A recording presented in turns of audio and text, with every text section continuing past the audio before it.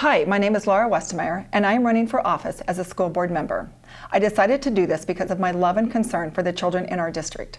For 12 years, I served as the founder and owner of the Children's Center for Therapy, a place that provided therapy services for children with special needs. As I built this center, I learned from our families. I saw their tireless dedication to their children, and I created programs to support their work. I want to serve with other board members so the educational needs of all of our students can be met. I want all students to be prepared for the next chapter of their lives, whatever that may be. I grew up on a farm in a small town in Oklahoma. We learned how to make do with what we had.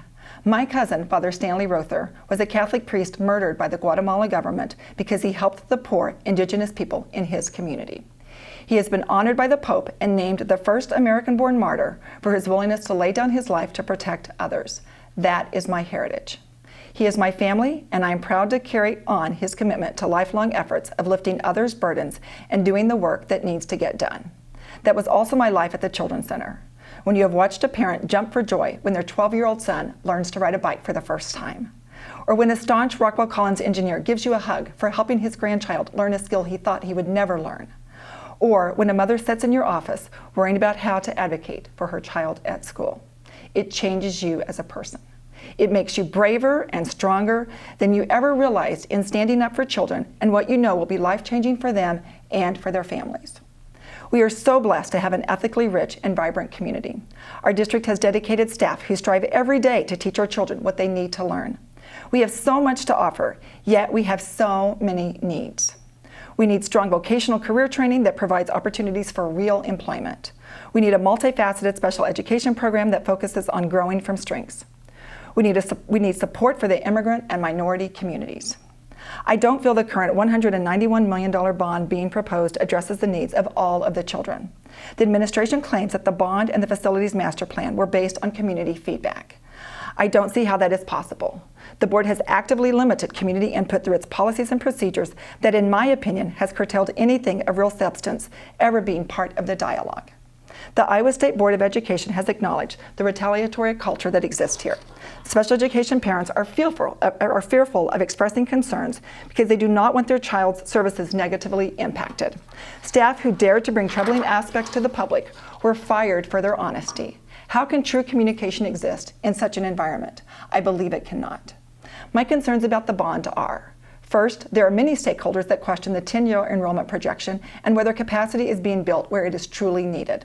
The district's own data is not accurate.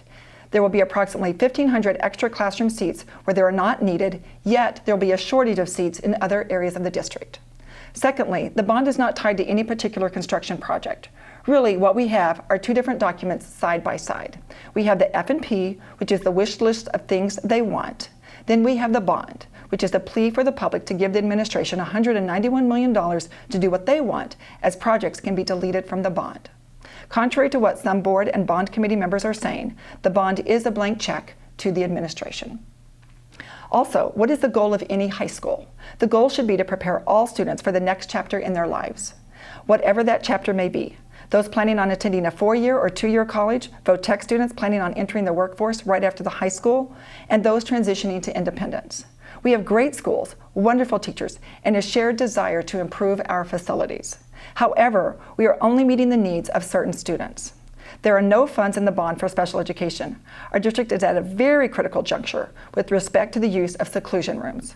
The F&P does not provide for any renovations to the industrial arts rooms. We are so fortunate to have teachers and business owners, as well as skilled tradespeople in our community, ready and willing to assist these students with on-the-job training. It is undeniable that we are failing certain subgroups of our students and their families.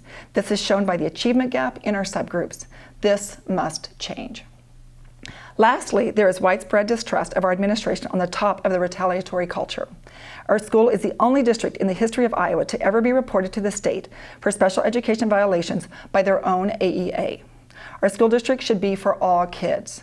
I have seen firsthand the progress children can make when given the environment to succeed. Let's pause a moment, fix our issues in special education, discuss our needs in vocational education, address the missing numbers in the North Corridor area, and eliminate the fear of retaliation in our school community. Thank you very much.